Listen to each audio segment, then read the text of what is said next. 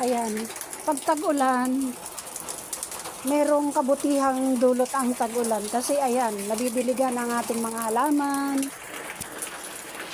Ang mga magsasaka ay nadidiligan ang mga tanim, sumasagana, at talaga namang matataba ang ating mga halaman, ang aking fortune.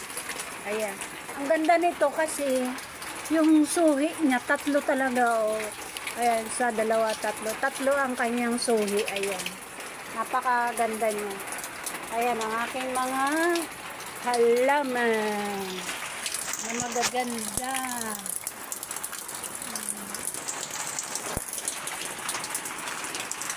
Ngayon ay maulan talaga. Ayan.